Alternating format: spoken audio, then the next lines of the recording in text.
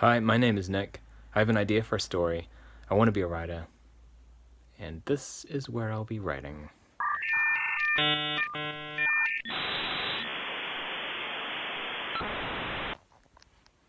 Lots of work to do, but I'm just going to let the mess just sort of settle while I've got some bigger, more important things to do than tidy.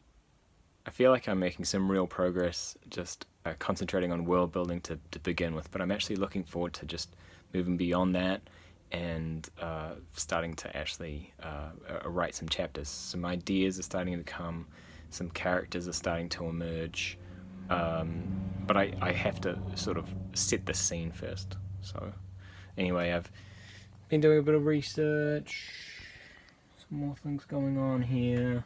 Not exactly sure how it's all gonna work yet, but early days. It's still January. Still time. Okay, so in all honesty, I know that I sometimes joke about procrastinating and how world building is just a way to avoid doing work. At least I did in my other video, but to be perfectly honest, I'm actually finding this process quite useful to understanding how to arrange things and how my characters, when I start writing, will operate inside this world. So I'm writing a book called The Worship Pyramid. It was inspired by a holiday I had with my friend in Nelson, a beautiful city, alternative lifestylers, medicine, yoga retreats, potters, lots of markets, lots of artisans there, lots of artists. It's a great city. This bowl here, which is a beautifully turned piece of pottery, it's green inside, glazed. It's got a beautiful little symbol inside. It's a beautiful piece of artwork. You know, it's wonderful. And everything about it makes me want to eat out of it. It's the texture is like it's woven. It's just the right size for sharing with friends, and it's the type of green that makes you want to eat healthy things. And I got really inspired by this bowl, and I started asking how specialized its creation was, that someone had thought about the type of hand hold sensation and the color and the ratio and the sizing and everything about it. I mean, I really love it, but it got me thinking, amongst other things, about the approach of potters in our world and how specialized they can be for making products for us, even though it's a really beautiful product. And it was one of those little bits of inspiration that just like I kept on referring back to. So when I was on this holiday in Nelson, I started thinking, I had this vision of a crying robot, and it made me think of Frank Baum's Wizard of Oz, the Tin Man character, and how he wants a heart. And there's a quote, "I shall take the heart, for brains do not make one happy, and happiness is the best thing in the world." And I wanted that to be sort of a guiding light, a guiding quote for me that I would come back to in terms of my characters, referring back to what is really important in life. What's the most important thing in life? Is it happiness or is it something else? So another thing that I kept on talking about with my friend was the extreme of left-wing and right-wing politics, fascism and communism, and how it ends up being almost like a complete ring when you take the extreme forms of each, even though they differ from central politics in different ways. It made me think of all the people in Nelson, the healers and psychologists and counselors and all those other kinds of people that operate outside of the concreteness of mathematics and science, or believed to operate outside of those hard concrete sciences of mathematics and engineering, Western medicine, economics. In just the same way, it was almost like a ring was sort of appearing before me, because in the same way that left-wing and right-wing extreme forms of government end up being the same thing essentially, also when you take the extreme concept of someone who knows the global financial market and how the stock market operates, it is in fact, even though I know that the 2008 global financial recession was actually caused by giving high risk creditors extremely big, massive loans that there was no way that they could pay it back, and people getting lots and lots of credit cards, and we all understand sort of how that occurred. But it also, on another level, occurred because of people's belief and faith that they could pay it back, and people's hope that they would be able to get that house and make a new life, and no, I'm different from everyone else, I'll prove the statistics wrong. That the crash, not that it was a crash, not that it was a full crash, but let's not call it a crash, which actually refers back to my point, is that it was related to fear as well, and a loss in confidence. So all these words, confidence, fear, faith, hope, they're not kind of words that you would usually attribute to hard sciences of mathematics. And yet, economics is where, in the stock market and how countries trade and how countries feel about stock and what's going to go and what is going to go up before it goes up and what's going to go down before it goes down, it's speculation, and it relates back to the human mind and the human emotions. And all of these thoughts were going through my mind when we got this beautiful pottery, and I started having this vision of a crying robot and thinking about how this would occur, when would this occur, how and why would anyone want a robot to cry. Flipping it over and saying that perhaps this is really related to a person being trapped in a robot body. Maybe the Tin Man is real and he has a real heart already, or in a modern context, a real brain. So if you have a real brain and a real heart, perhaps even if we throw in real lungs there, is it a person? By my definition, and by many other people that work in robotics and artificial intelligence and cybernetics, and by lots of different like sci-fi writers, they would definitely call that a human being. And yes, it would be a cyborg, but it would definitely have to come closer to being a human, because I think if you've got a human brain, that's the ultimate. If it's got a human brain, it's a human. And if it's got a human brain, it's capable of weeping, even if it is not capable of creating tears. But we don't really understand, going back to the stock market, there's a lot of stuff we don't understand about the stock market. People say that we understand how that recession occurred, we understand how the crash in 1929 occurred, we understand the process, but it does come back to a great almost mysticism about the process of people believing in a product and people believing in stock that will rise, hopefully, with faith. And it's almost religious-like. Anyway, so all of these ideas were swirling around. I mean, if people really did understand that much about the stock market, why are there so many books about investing in the stock market and making the best out of it?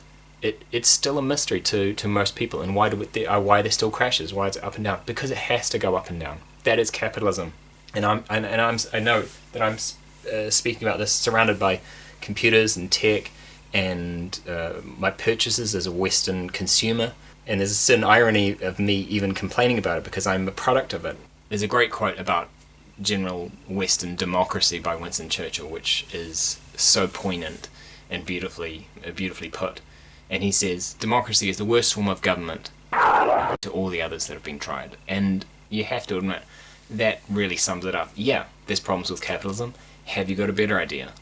Another great quote by Winston Churchill is, the inherent vice of capitalism is the unequal sharing of blessings, and the inherent virtue of socialism is the equal sharing of miseries, which he said in 1945, right after World War II ended. The other thing is that people have to remember who's speaking with a lot of these things. They have to remember this person has just won a war, this person comes from a wealthy background, they come from the British Empire.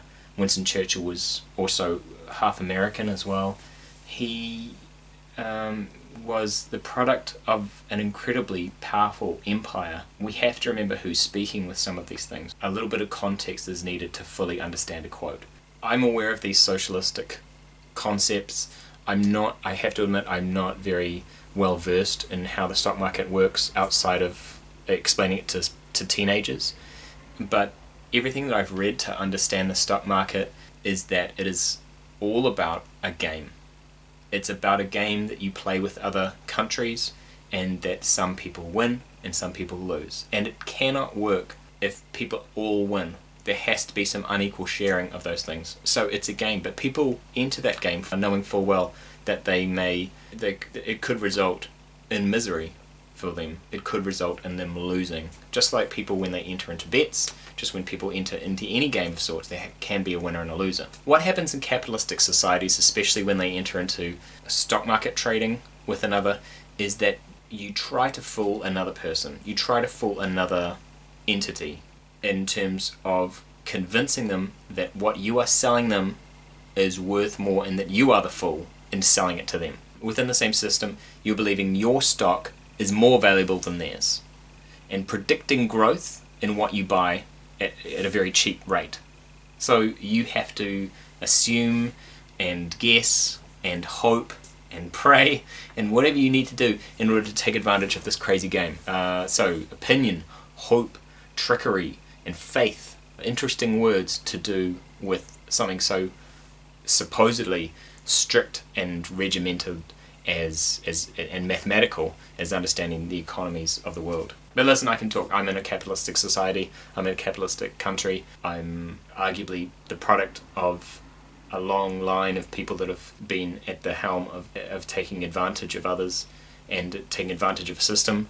So I'm in no position to sort of make fun of this system that I'm talking about, or capitalism just either in general. But it is something that I didn't really think about, and at that trip to Nelson, all of these things were starting to play on my mind. And what really emerged was, of course, like a pyramid shape, but also sort of an orb that sort of like swirled around its power, chasing itself like a giant bull, just like going around and around and around and around, chasing itself, in that there is no beginning and there is no end. It's just a continuous donut-shaped, cyclical, swirling vortex of power. And the other, so there were three shapes that came to me, and the other one was just a huge abyss of debt. Because as we know, living in capitalist societies now, everyone operates in how much they owe, and how much they owe the banks, and how much interest they owe. You know, I saw an interesting cartoon once, and it had a little tiny speech bubble of how much people actually owned. And there was a homeless man, and he had 25 cents.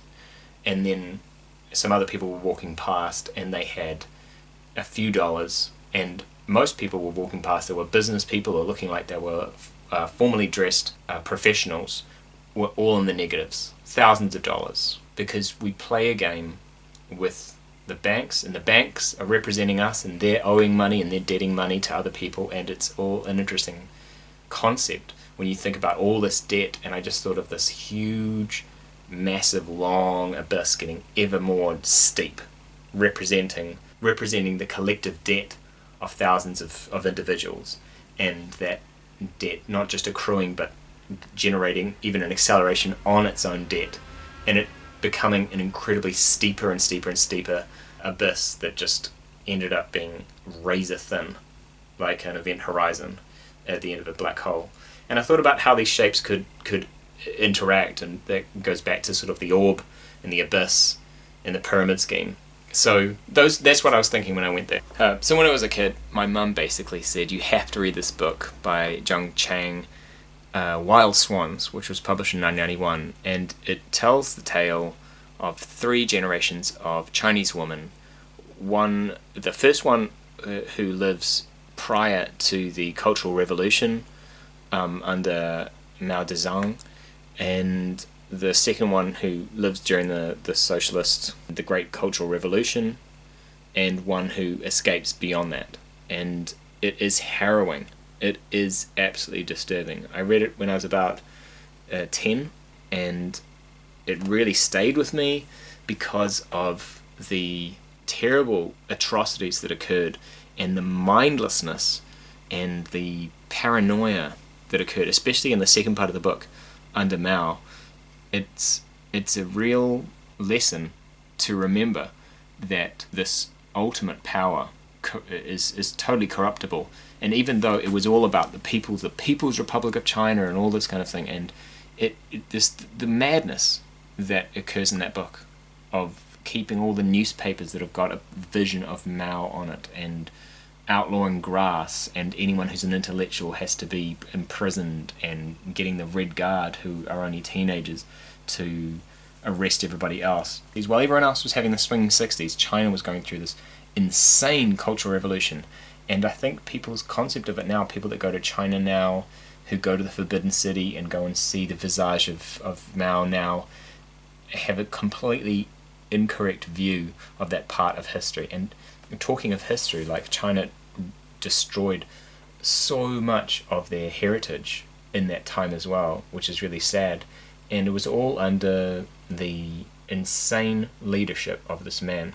They fooled this massive population of this enormous country through selling it to them, saying it was all about you. It's all about the cultural revolution of you. I suppose China now is a totally different beast, but you have to admit, as great as China is as a superpower, how it got there is by taking advantage of its own people and taking away their rights. That is the secret. And, you know, when you look at Great Britain colonizing, and you look at United States of America using slave labor, and you look at the Egyptians, and you look at pretty much every other great power, there's always a terrible side to it because it's taken advantage of others. And it's a hierarchical system again, you know. Anyway, in Wild Swans, it made me really think about how people have to be taken advantage of for others to accept and absorb that advantage that's taken away from them. And the point of view of the first woman in the book, the grandmother, is actually a concubine to a warlord in pre-joined China. Like, it's just like these kingdoms that take over each other, kind of like England in the medieval age. So it kind of reminded me of this place called Mokattam in Cairo, which is called Garbage City. This is a terrible but also an excellent example of people being taken advantage of. Outside the skirts of Cairo, there's the city called Garbage City, Mokattam, and it's just insane how the people have evolved to this niche of having to recycle the huge amount of plastic and paper and other rubbish created by the Egyptian city of Cairo. And they've set up a whole society, almost like an ecosystem of what they do within these buildings and within their families. The men apparently go and collect the garbage, the women separate the garbage and recycle it, and apparently it's actually quite green in comparison to processing plants of recycling. That pales in comparison to Guiyou of China. Guiyou in China is a place where they recycle e-waste from all over the world, not just Southeast Asia, but almost the entire planet. There's other places in Africa that also deal with e-waste, some from Europe and from Africa itself, but Guiyou especially has to deal with a huge amount of e-waste, and it is very disturbing what's happening in that city. Although I will add that recently that city has changed a lot of the methods of recycling, and actually it's cleaning up its act. But someone has to do it. Some city has to deal with that waste. Something interesting about China, though, as well, is that in the international versions of these games like Knives Out, blood has been removed. Now it's just sparkles. There's a lot of online gaming that when it's done in China, people just sort of like disappear, or they wave goodbye, or they just see pixie dust instead of blood. It's quite interesting how China tries to remove that aspect of violence to these online games, and everyone should know that they don't have Google, they don't really have the World Wide Web at their fingertips. They have a very select view of the internet. They don't have access to Google, for example, which is American, and they don't have access to Facebook. I find that really interesting, that they still socially controlling their nation. A new government incentive to get people to perform better within China that has just been introduced recently is the social credit system. And the social credit system uses all sorts of very interesting ways to give people social credit ranking, whether you've seen your grandparents, whether you have recycled, all these different strange ways that people can go up a ladder of social credit inside this game. There's also a place in China called Longhua, which Brian Merchant actually got access to and made a documentary of. What happens in Longkua is that a lot of iPhones get made for all over the world, and in conditions that would not be allowed in Western countries. There was suicides from the roof. There were people that were very, very unhappy and pushed to their extremes. So once I had an idea for the orb abyss and a way for teleportation to occur in this universe, I started thinking about slavery and how people are taken advantage of. And the other thing with the orb abyss that I have to mention is that every single person is part of this network as well, because it's an emotionally based network. Everyone is involved in this network together because energy and objects are also communicated and transported through one another. So the information is passed through everybody, but it relies on, this whole system relies on the differential power of people experiencing joy and despair.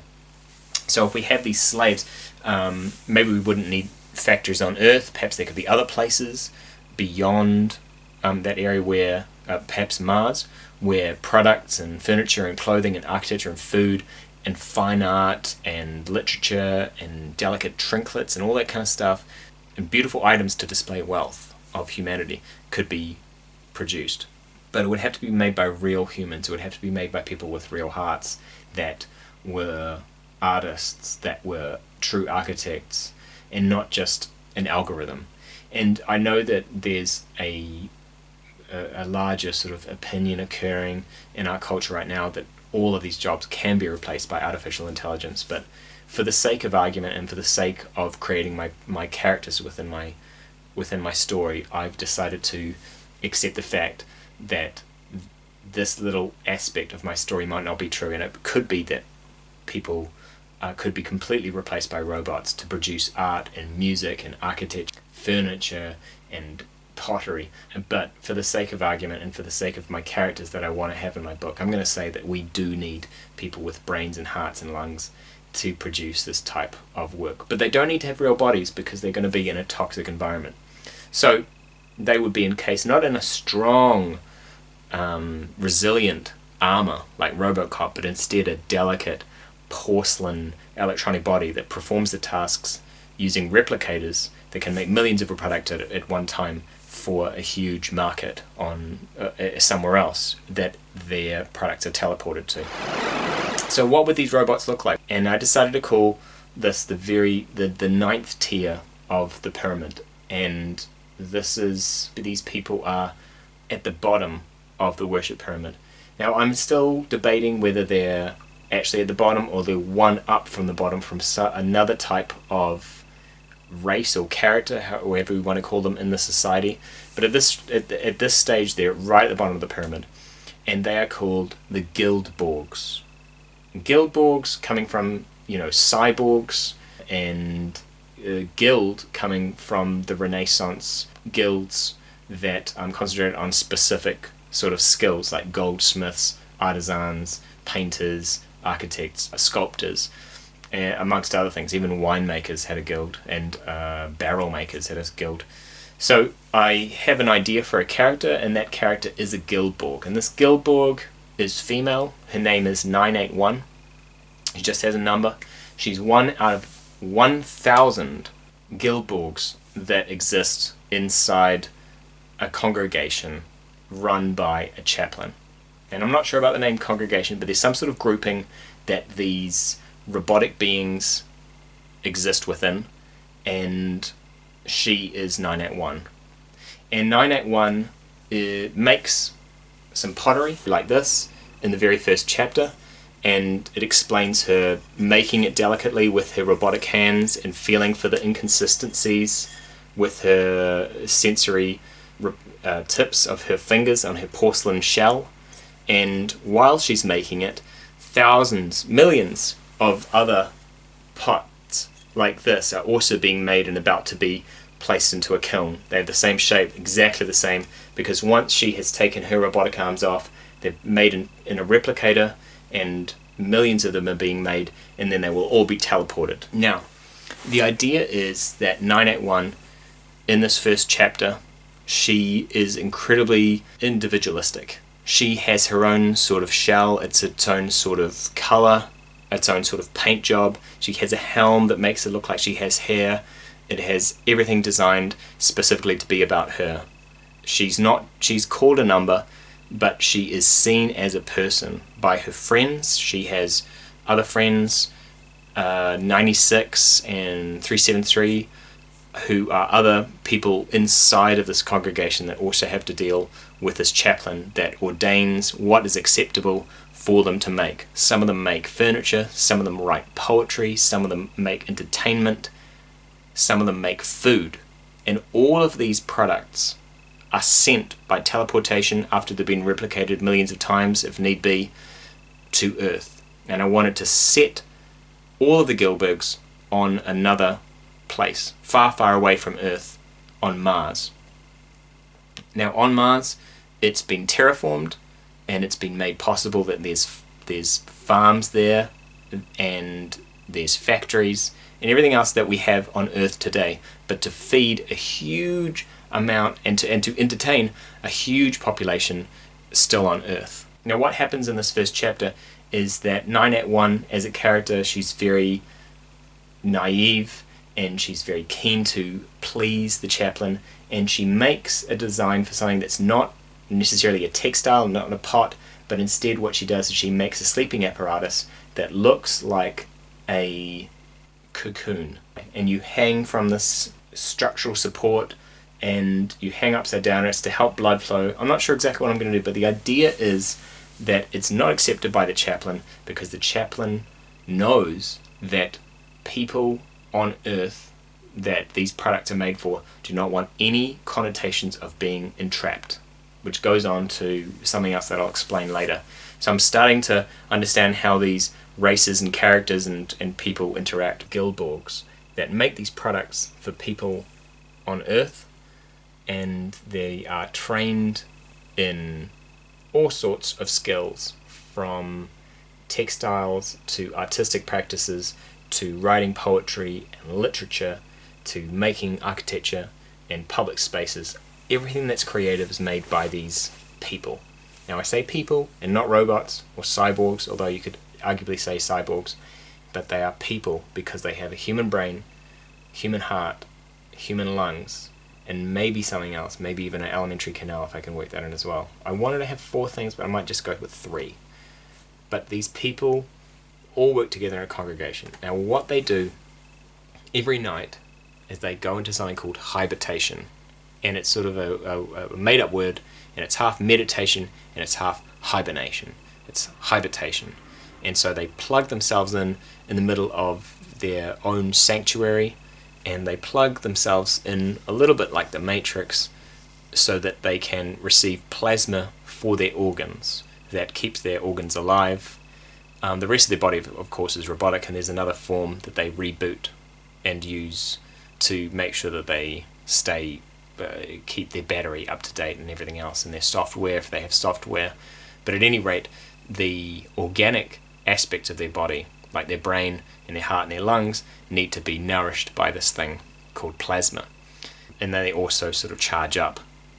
While they're doing this, they can use telekinesis to discuss aspects and issues with other Guildborgs that are also charging up, and they all charge up at the same time. It's like prayer time when they come back from working in their factories. And the thing that they do are beyond communication while they're all charging and they have this thing plugged into the back of their head, is that they can spend credits, or they can spend indulgences, or some form of credits that they earn from being artistic and producing products for Earth and the customers on Earth. And what they do is they spend these credits that they earn in a sort of platform similar to Facebook or Twitter, like likes. But basically what they do is that they are enjoying the lives of these customers who are the gods of Eden. And the gods of Eden are a very, very important character type to discuss and to talk about later. But in this video, all I need to explain to you that the gods of Eden are people that live on planet Earth who all of these products that the Guildborg make are for. And these gods of Eden have a tiny little implant in the back of their head, and apart from that, they're completely natural. They are looked after very well by their congregation, and their congregation is full of people called aestheticians who look after their style and that they extrude and that they express their aesthetic, and they have stylists and they have political advisors and all these other advisors that assist them in their congregation, from hair to makeup to fashion to politics. And what these gods of Eden can do is make proclamations. And yeah, it's a little bit similar to what people do on Twitter now, but these proclamations go out across the entirety of Earth and Mars. And the people that see these things, are these official proclamations, are the Guildborg and everyone else on Earth that worships these gods of Eden. The gods of Eden also have 7 tiny bee-sized drones following them at all times, which are called their cherubs. And these cherubs show footage of these gods of Eden at all times, 24/7, all times of the day, and this is transmitted to their followers. So if people want to know what their god of Eden is up to, or any god of Eden, because they can worship multiple ones, they can just look through this feed. Now that's for normal people on Earth, but for the Guildborg, they can look through these cherubs and they can spend their own credits.